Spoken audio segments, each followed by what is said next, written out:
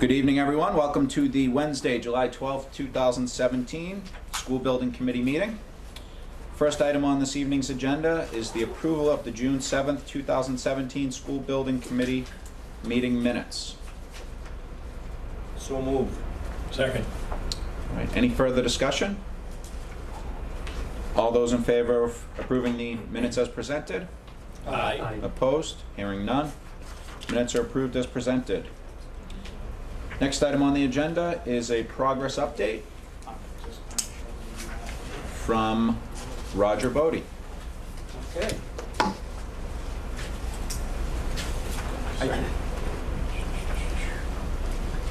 So I don't actually have a formal presentation, but I know people are very interested in the state of the old Abington High School. So thanks to Jason Scott from the Abington High School, he's put together some video for us using a drone that was purchased as part of the project for curriculum-related matters that they're going to have.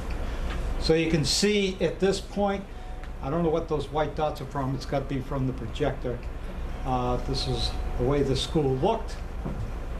And very quickly, this is only a 4-minute long video, so to be patient, and then you can see the lobby is gone and the tree was in the way, so they got rid of the tree pretty easily. I will say that we probably could have paid for the project if we had sold tickets for watching them take down the gymnasium. I don't know if it was the gymnasium itself that was the attraction, or just the fact that the high school itself was coming down. A lot of the alumni from the Abington High School showed up. So, very interesting. You can see the equipment that they're utilizing. What you can probably see here is that we have gentlemen hosing down the demolition area to try to control the dust. They have something here called the Rainmaker, which is very effective in trying to control the dust. Also, what you can't see in the video, there is an industrial hygienist on the site during all of these activities. They're doing samplings of the air to make sure that the workers and the public are in a safe environment. So you can see 3 machines working on what used to be the old art room or weight room of the building. That was just taken this morning, and right now they have already gone through the boiler room of the old school, and we're just about ready to enter the kitchen of the old school. The old Paul K. Smith room right now in the old cafeteria, there's crews in there right now removing any materials that has to be done through selective demolition and through any hazardous materials that may be there in a confined or controlled environment. So a lot of people will ask, well, when will it all be done? It's probably going to be another month and a half, 2 months. It's really hard to say. The parts of the building that they've taken down, because they're 1-story structures, they come down pretty quick. We're anticipating when they get into the main part of the old school, where we have 3 different levels, it'll be more time consuming for them there. You can see that the tennis courts have now been completed. Yeah, those are the actual tennis courts, not some graphic image. That's right. Those are the actual tennis courts. They look too perfect. 6 beautiful tennis courts. The company that did that work, that's all they do. They specialize in it, and they really came out beautiful. A little difficult to see. You can see some of the landscaping that is now in place over at the courtyard near the high school. And then this is, Bray told them to get busy, so they picked up the pace a little bit. Get it going. And it is actually, it was amazing to watch it, and it's coming down nicely. Nothing unexpected. And I think we're just about done looking at that blue line at the bottom of the screen. So just quickly, inside the building, all the furnishings have been moved over. I know Mary's going to talk more about that in a minute, so I'll let her do that. But I will say that if you're inside the school, it really looks like a school at this point. So I personally, even though I'm not going to be going to school there, I'm very excited about it. And I think the community is going to be thrilled with what they see. So Thank you, we Ron. hand it off to Mary. So a couple of things actually based on the video image too. I don't know if you were able to pick it up, but in addition to demolition that's going on, Quigley, who is our site contractor, has also been working on the grade cuts. If you've driven by the facility recently and gone into the west parking lot, you can see how the foundations from the gymnasium have all been pulled at this point, and they're starting to do those grade cuts slowly. They've done a lot to build the bus loop, or at least grade it and did all the drainage in for the front area. So that is good. Is at a great point right now, considering the proximity of that area to the existing school, and they're going to continue to try to work on those areas as the building's coming down, so that we maximize the performance in there for the bus loop to be installed. As Roger mentioned, FF&E is about 98% installed. We've had a few items that are delayed in delivery, or that when they arrived they were broken and are being replaced. That work is somewhat going on now. Most of the classrooms have been set up with the furniture, whether it was new furniture or some of the repurposed furniture, because we did repurpose some furniture from the existing high school. And with that being said, I would like to thank the Abington Public Schools maintenance staff and all the custodians for their hard work over the last 3 or 4 weeks. It has been quite a project for them. If you think about the fact that we moved 5 schools in the district, we tried to prep those schools for the move, and we also moved into a new school. So there's really a 6-school move that we conducted in the last month or so, and it went pretty seamlessly. The professional moving company was able, because of the work and the prep by the Abington Public Schools, they finished their work a day early. They worked a couple of long days, but I think it was beneficial to everyone so that we could clear out the buildings and we could get the rooms set up for what they needed for the start of rec programs and for the summer school schedule. So again, thanks to the Abington Public Schools staff. A lot of hours, a lot of frustrating days with a lot of equipment in the way and knowing where to go. And they've been very patient with us, and as a result, it was a very successful move and a setup in the building. The yard sale was conducted on Saturday, and we did have a lot of people come, which was nice, taking advantage of the property before it got disposed of. It's nice to be able to have the community involved in that process. And again, the Abington Public Schools did not only bring some equipment to the new building that we could repurpose, but they also repurposed quite a bit of furniture going back to the older school so that they could have the best of materials available at all the schools in the district. The school right now, in most of the classrooms, is set up for the first day of school. The desks are in their position, the lab tables are in their positions.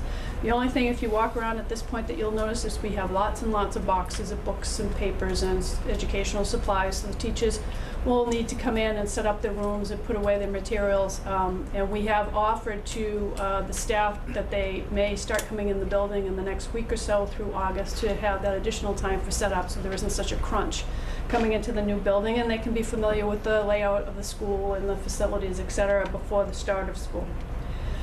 Technology, again, a big thank you and kudos to the tech department.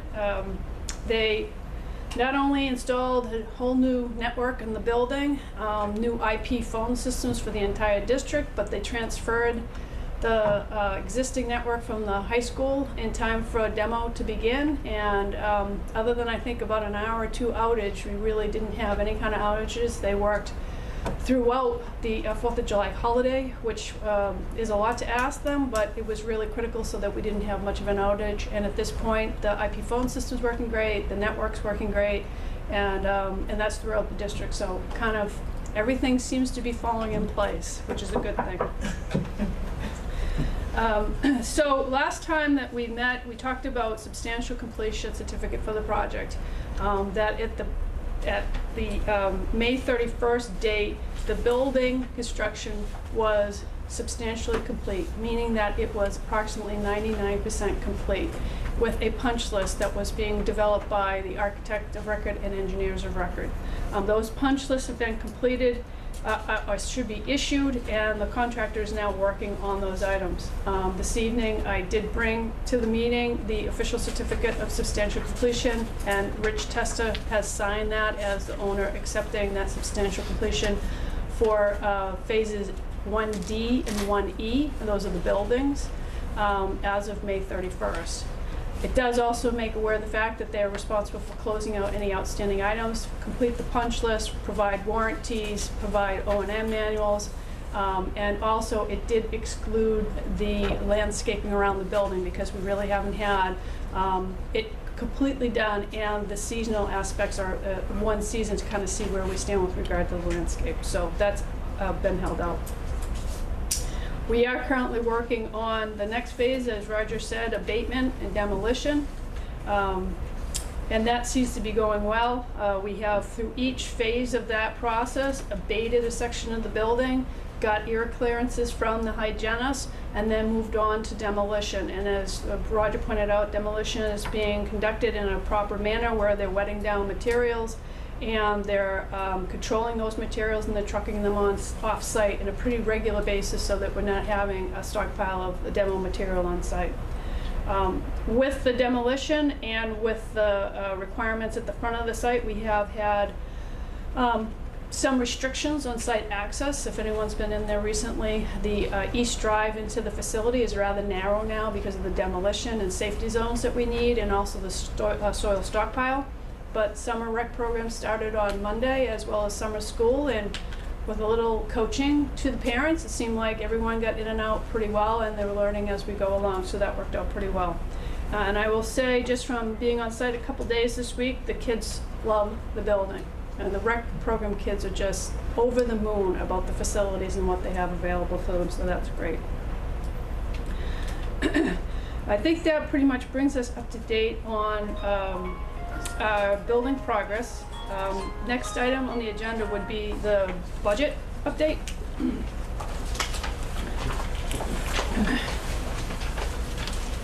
Mary, tennis camp is also to use the court starting tomorrow. Yes, the tennis camp will be using the courts as of tomorrow. However, the courts are not going to be available to the public during evening hours until we get into a full occupancy for the building, just because the roadways are still a little rough, the sidewalks are a little high, and we want to control access around the site at night. We're going to be locking them up at the end of the tennis camp, but they will be open once the school is fully open and occupied in the fall. So we're trying to at least be able to give the community a little bit of use of those courts, but then also control access on site in the evening hours. There's no lights in the tennis courts anyhow. There are no lights in the tennis courts. I will say, for anyone who does drive on site, does visit the site, please drive slowly. Please be aware of your surroundings. We have a number of speed tables around, or big speed bumps around the building, and if you come around the building too fast, you may lose your muffler. So those are intended to keep people driving safe around the perimeter. So I guess particularly for young drivers with mom and dad's car, please be careful driving around. So the first item is a change order. I have an updated change order proposal log. On the last 2 pages of that log, I have bolded certain proposals, which are included in change order number 14 to be presented to the committee tonight. Many of these items have previously been discussed. They include in change order number 14 adjusting the fence at the dumpster and at the outdoor storage units so that they can get full access from the turf field. Providing mixing valves at kitchen hand wash sinks and in the co-op sinks. That's a code requirement. Providing emergency power to the reclaimed water pumps. The reclaimed water system is the water system that provides, takes the rainwater off the roof and then provides water for the water closets, or toilets as most people call them. It was requested by the DPW that we put that system on emergency power, so if there is a power outage, we still can utilize the water that's in the tank and in the system.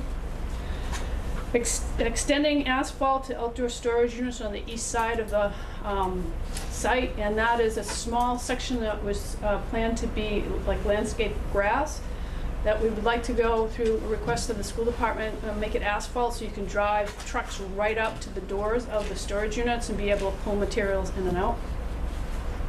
Connecting water coolers to GFIC circuits, that's a safety requirement of the Abington electrical inspector. Hardwiring the compressor for the dry sprinkler systems. We have dry sprinkler systems at the canopies on the exterior. You can't put water in those systems, otherwise they will freeze and the heads will pop. So you're required to keep those under like a pressure air system. With this compressor, we needed to hardwire it so it can never be accidentally unplugged and turned off. Installing gas trains for the boilers. We did include gas supplies to the boilers, but the actual install of the trains was not specifically identified because the trains were provided by the HVAC contractor, but by code must be installed by the plumbing contractor. So that's why we had to pay that extra. Connecting the X2 panic alarm to the fire department radio master box system, and that was requested the fire department so that if we do have a panic lockdown alarm in the building, they will be notified of that event and they will adjust their response to the building in accordance with protocols for a panic alarm. Adding smoke detectors and an HVAC duct chase behind the library, that was a request of Abington Fire Department. Providing some additional theater equipment accessories, and those are accessories that were really intended to be in the original design and they would just drop. They will maximize the performance of the rigging systems that we have, and lighting systems we have in there. Added perimeter brake metal to curtain walls. This was an enclosure piece that was required on those rounded windows in the academic wings of the building. Roof penetrations for data cabling. This was intended for a couple of items, one being the antenna for the sign on 18 needed to be relocated from the existing high school to the new high school, and we had to have a routing pathway. And to furnish, install an elevated vent for the sanitary lift station. So the project requires a pump station and a small tank for the sanitary waste in the building, and that allows it to pump uphill to the main that's in going its way. And the design, what was owned is just like a gooseneck vent, because you have to vent that pump in that chamber. It's been our experience, KBA, on multiple projects, that when you have that vent in a public area, it can create odor nuisances. And since this particular station is located right in the corner of the middle school academic wing and enclosed where the receiving area is, we really thought that an elevated vent pipe was a good idea. So they rerouted it up the side of the building, and it's, I think, 2 or 3 feet above the roof line. So we make sure we get good airflow and we vent that out properly. So with all those proposals I just reviewed, the change order, which is on the next page, is in the amount of $48,418.53. If anyone has any questions. That come out of construction contingency? Yes, come out of construction contingency. And in fact, the budget update you have in the package includes that in the construction contingency amount. I know it says 1 through 13, but I should say 1 through 14. I added the amount once I got the number yesterday. So you need a motion for this? Yes. So moved. Second. Any further discussion? All those in favor? Aye. Opposed? Hearing none? Approved as presented. We do have several other open pending items. I'm not sure if the committee wishes me to go through them, or you just want to review this at your leisure, and as we move forward with the change order, I'll review them at that time. Does that seem good? Okay, so they'll do. Mary, how do we stand from a budget perspective to date, remaining contingency funds?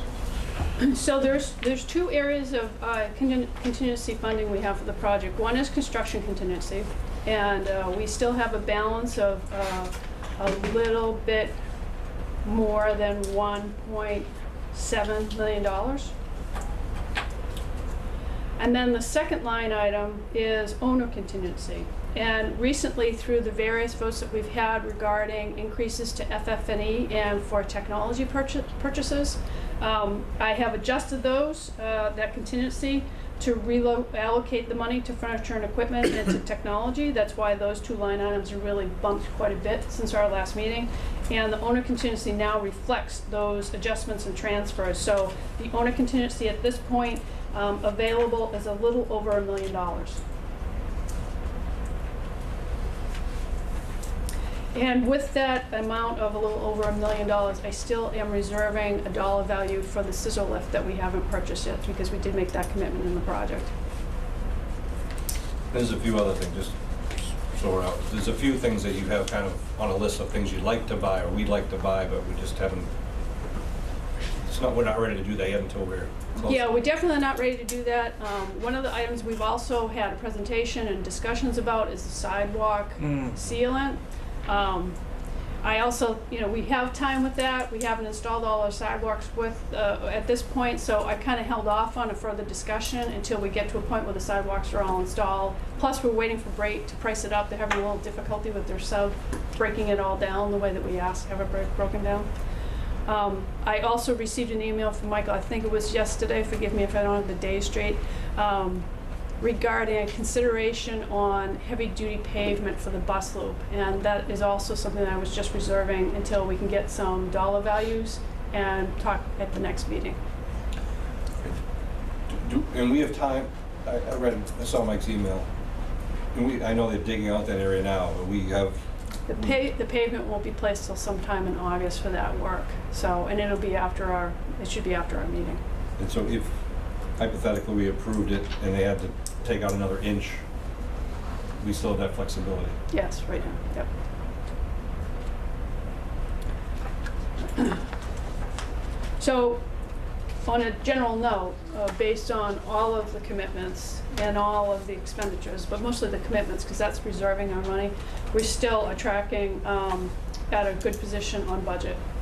So it does give you the ability, as we move further along in the process, to be able to evaluate some value engineering items that we took out of the project, or other items that often come up. I've said this to the school department a number of times, that we think we get everything, and then you move in and say, oh golly, how did we forget that? So it's good to have that reserve to be able to address those issues later on. I'll also say that during the last 2 weeks, we started HVAC commissioning on site. So our commissioning agent has been there. They started running through the automatic controls and the building management system. And within a day or so, they realized that the energy automatic temperature controls were programmed incorrectly. And so the factory has resolved that, reprogrammed the unit. So we're going to be starting back up on Monday, getting that commissioning performed. So it is demonstrating the great benefit of MSBA's commissioning process, that we are able to catch that sequencing problem, which gives us better flexibility with the operation of the systems.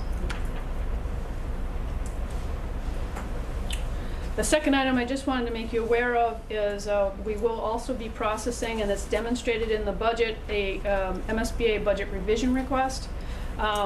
Rich Bykowski, the technology director, has requested the next transfer of money. He has utilized all the additional funding that we had for servers, and that was completely utilized.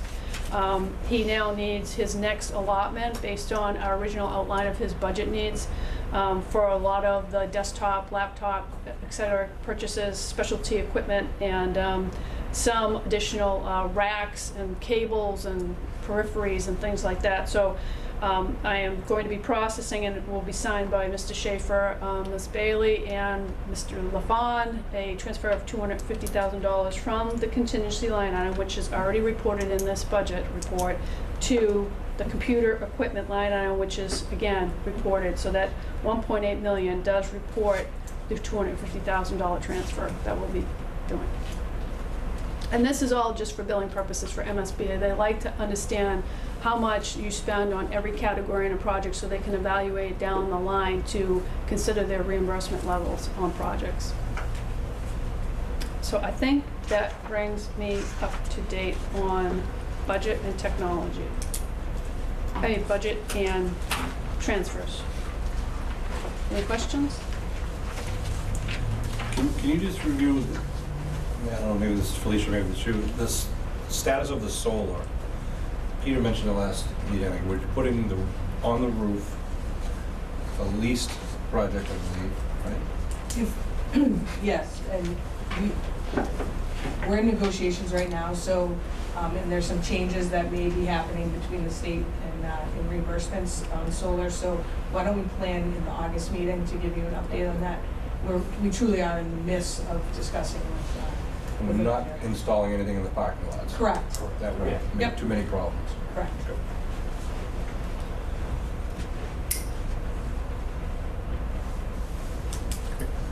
Mary, can I ask you to give us an update? I know questions come up regarding access to the bandstand, both in the near term for summer concerts, but also in the future once the project is done, as to what that'll look like.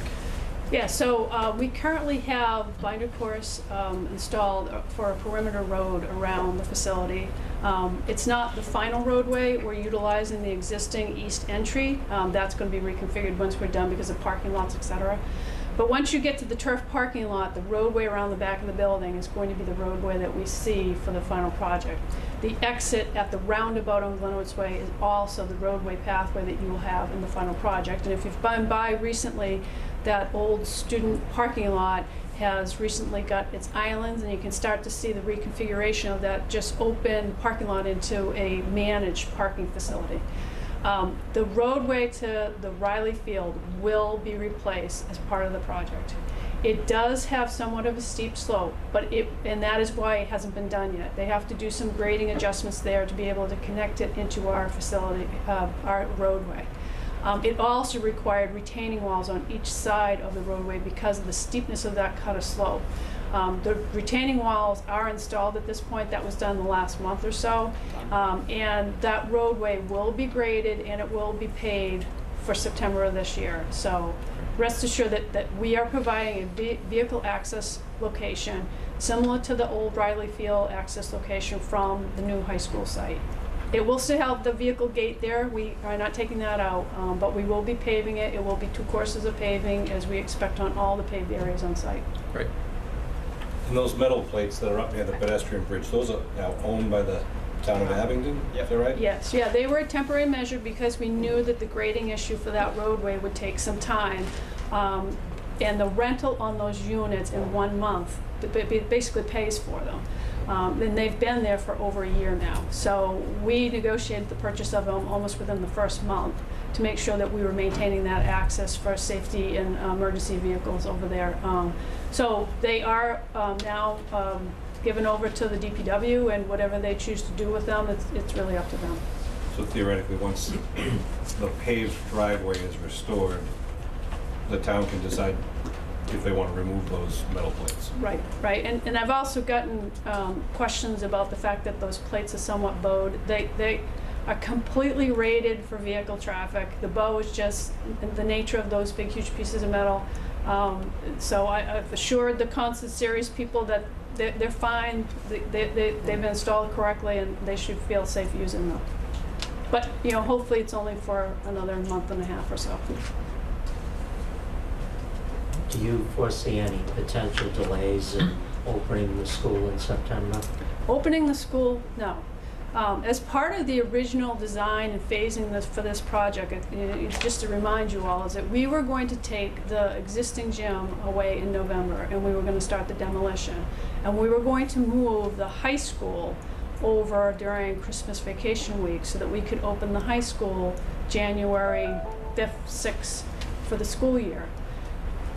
The middle school, 5, 6, 7, 8, were going to stay in their facilities as well as pre-K for the remainder of that school year to make the transition easier, especially since it was winter months and we were not going to have the bus loop by that time. Now, we're doing everything we can to get the bus loop installed for September, but that's an extremely aggressive schedule. And all we need is a couple of days of rain, and it's really going to impact the schedule, especially with the paving, because, Michael, as you know, we need to have dry weather to do that paving. So we are going to push as hard as we can to get that bus loop and those parking lots installed as quickly as possible so they're available. But as part of the original design and phasing, we had a plan for using the entire loop without that front driveway to drop buses off. The only complication in this is that we now have the whole school occupied. So we've already had discussions with the school department with regard to how you manage the bus routes and the parent drop-offs. You know, luckily we have 2 different start times and departure times, so that's going to help us. But it will be something as we get through the month of August. We're going to have to continue to strategize based on where we are progress-wise. But we are definitely going to be prepared that the bus loop is not ready, because we cannot count on weather being on our side to be dry every day for the next 6 weeks, or not encountering anything that's unexpected. Do you see any potential delays from the punch list work? For instance, if there was a faulty piece of equipment with a long lead time or anything like that? At this point, no. We've done kitchen training, so we know the walk-ins are operating correctly. We know that the stoves and ovens are all working correctly, the dishwasher's working correctly. The health department, thank you very much, Sharon, has done multiple inspections to help us through that process. The food service director, Bernie, has done multiple days in the kitchen, so he's prepared. The boilers have been functioning since last November, I believe. Reclaimed water system, we're working on some bugs, but it doesn't impact the water source to the facility. Hot water is working in the building. So a lot of these systems we've been running for probably 6 months or more, and now that we're getting through the commissioning on the HVAC, it makes me even more confident that we're in a very good position with regards to the systems. And although if you look at the punch list, it's pages upon pages upon pages, it's just making sure it's absolutely right. Many of the things are, take the measurement mark off the wall, or, make sure this small piece is caulked, or there was a wall patch, paint the patch. I don't see that there's anything on that list, and if I'm incorrect, Darren, let me know. Anything on that list, whether architectural or from the mechanical standpoint, that would impact occupancy of that building. We just need to work on keeping the site safe and clean so that when people drive and walk about, they feel comfortable and understand where they need to go and where they should be. If we use the loop road as the temporary bus route, are we going to need additional signage, like temporary signage for that? More than likely we will, because we've learned with the camp programs that parents dropping off kids kind of go where they're going to go, and sometimes they park where they want to park. And one day, and they've learned better ways to get around the site. So we'll need to do some signage. It's always the debate of when we put signs up, is that the best way it's going to work? And that's been a debate we've had all week about the traffic patterns right now. What's the best way? What's the safest way? What's the least confusing way? It may be a longer path for everyone, but let's make sure that the safety is the most important item when we're doing these plans. Are there any concerns with the demolition possibly overlaps into the opening of school? At what point do you think the demolition, what stage will it be? I mean, as Roger reported, and it was confirmed by Michael Bright, they're expecting 6 more weeks of demolition. And when I say 6 more weeks of demolition, our demolition includes removing all the foundations and a lot of the underground piping that is installed in the front. Because as you recall, we have to not only build roadways and drainage structures for that, but we have to build new fields, which have an underdrain system, an irrigation system, and then the field. So we're talking quite a depth of material that we need to make sure we can get down to in order to install those systems. So this is, at the end of the process, going to be a very clean site with regard to the demo because of how much we have to take out to get to the levels to do our work. And so the start of school, you may not see a building anymore, but we may be still in demo because we're ripping out foundation sections or we're ripping out structures. So the above grade work may be done by that point? It's our hope that it would be done by that point. I'll also say that they've been working right outside, in the bus loop, right outside of the middle and high school main offices. And you can stand in the main office and there's a huge piece of equipment 20 feet from you and you don't hear a thing. So in terms of disruption, the high school lived through the building of the school, but in terms of the demo, there is so little sound inside the building. It's pretty amazing. So that's something else to keep in mind. Mary, could you just, for the parents who might be watching, if we expect that the old high school building would hopefully be down by the end of August, weather permitting, what can they expect to see continue on through September, October, November? There's still gonna be a lot of activity out front, as you were kind of describing. What's that kind of work schedule? When do you think those parking lots and those fields will be laid out? Is that gonna go into 2018? Or what do we know? As far as the parking lots, it wouldn't be my expectation that those or the bus loop would go into 2018. It's our hope and it's our, I guess, drive to get those available as early in the fall semester as possible. But weather is a contingent for all the rest of the work. We do have to put under drain systems in, we do have to put an irrigation system in, we do have to build fields, you have to seed fields, and once you get past, was it October 31st? Yeah, probably be able to see until springtime. Correct. So that is a consideration for anyone who's looking to use those fields, because we would recommend a minimum of 2 seasons and possibly 3 before you get on those fields, so that we're making sure we have correct germination and growth on those fields, and we're not just damaging, especially since you have an irrigation system. So you really want to try to get those fields as pristine as possible before you use them. Which translates into not using the fields until 2020 at the earliest. Possibly. Right? If we plant in 18, we seed them in Could be the 18. fall of 2019 if we Yeah. plant it. And, The longer the better. yeah, I mean, I've seen districts use them after 2 seasons. It depends on when you plant. Fall planting is always much better than spring because it just doesn't have that heat. You have irrigation, but it usually works out better. So it's really going to need to be a determination of your groups and who needs it. The activities, Right. you don't want football fields out there. Right. Will both fields out front be worked on simultaneously, or will it be one at a time? That's going to be dependent on, that's really going to be up to the contractor. If they do that, then they have to make sure they're not interfering with school operations. Right now, it's like a ballet going on there. We're having people come in and they're trying to pull loam from the soil pile, or they're trying to truck out loam. And so far, we're managing that activity because, we only have activities in the morning for summer school. We know when the kids are coming and going for rec. They're contained once they're in the building for basketball programs. But when school is in full session, we certainly are not going to allow front-end loaders to be driving across school parking lots to try to maximize their performance. Plus, the soil pile is currently sitting on one of the fields. So that's going to be their need to kind of figure out what they're going to do with those materials.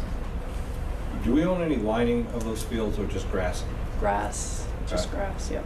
And correct We me own if I'm- some fencing, grass, curbing around it, and the irrigation system. The field in the southwest corner, which is where the big loam pile is, if I recall, is to have a fence around it. Portions of it, yes. Yeah, like a Yep, 4-foot chain link fence Yep. or whatever. Yes. The front lawn, we'll call it, it's open. is not fenced, right? Pretty much intended as a lawn, but could be used for a play area. Yeah, I mean, we talked at length about that field and the fact that we have additional parking, and this is the reason why we've taken so much of the front away, including building that temporary pathway down Glenowitz Way, is that we are adding parking spaces on Glenowitz Way, so the curbing arrangement is different there. That's why it all had to be pulled. And so we intentionally kind of left that field open so that when parents were picking up and dropping off, the kids could really pass across that field pretty easily to get over to Glenowitz Way to get to the parking lots.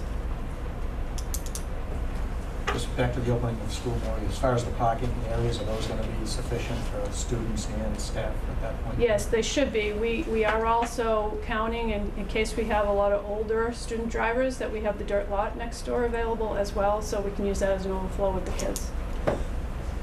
And just keep in mind that the grass field that is under the loam pile presently will likely need some netting similar to what we put up in the turf field to keep balls from going into Glenowitz Way or into the parking lot. Something to address as we get closer to that. There's been a lot, just to backtrack, there was lengthy discussions at one point about fencing for the turf fields because of the 10-foot drop-off on the back of that field. There's been discussions about fencing and netting at the front fields, both for the kids' safety and also for vehicle safety. The ball is not flying in the air. So it's all considerations. That's all some of the stuff we're thinking about, or kind of setting aside thoughts for the contingency monies. While also maintaining aesthetics. Yes. It's always a difficult balance. Okay? Thank you. Awesome, great.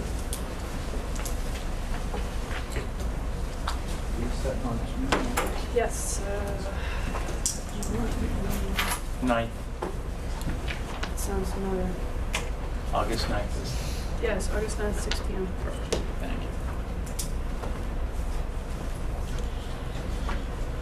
All right. One final quick comment under general business, not reasonably anticipated 48 hours in advance. For anyone going up to the high school, there was an automobile accident late yesterday evening, which affected the Bicentennial Monument. So just for people going up there, that is not has no relation with the construction or demolition that's taking place up there. So just to be clear on that. Schedule future meetings. We do have our August meeting scheduled. That is scheduled for August 9th at 6 p.m. That's tentatively scheduled for. The police station will confirm. Actually, it's already confirmed, but is, perfect. do you want to have the meeting at the new school? That would be fantastic. Yeah. Where? I was gonna say library. Library? Okay. Yeah, we'll meet in the library, The which is on the auditorium. second floor in zone 1. It's above the cafeteria, if you all remember those design meetings. Elevators are working. Elevators are working, yes, both of them are. The elevator closer to the school cafeterias would be the one that would be more convenient for you to get into the library. Okay. Fantastic. If anyone wants to tour the building, we'll certainly be available at 4:30, since the meeting is at 6. That would be awesome. Yep, we'll meet you at the gym entry, east side near the turf field. Okay. So, committee tour at 4:30 p.m. Correct. Yeah, not the public, I'm not ready for that. Make clear. Can finance committee come? Committee would be 4:30 p.m. on August 9th, immediately followed by our next committee meeting at 6 p.m. Rich, could you just mention, Felicia, can you confirm? There's been a lot of questions, when is the public gonna get in there? And I believe that, you wanna say that, I think you're planning on sometime in September? In September, yep. After school opens and you get Correct. acclimated. And parking is a little more situated, Right. and we know that the bus loop is in. We'll be doing a ribbon cutting and tours. Plenty of public notice and all that. Yep. Yeah.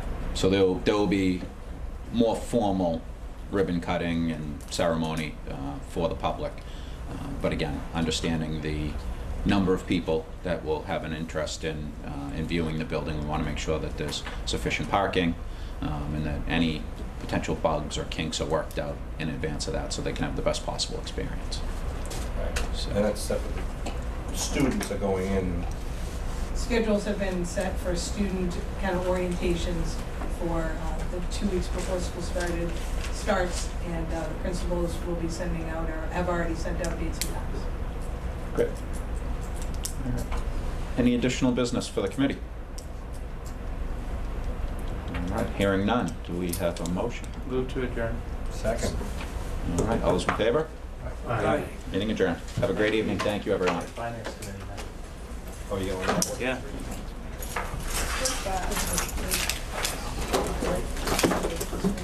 Oh, the last one, Sean. Okay. It's quite a. I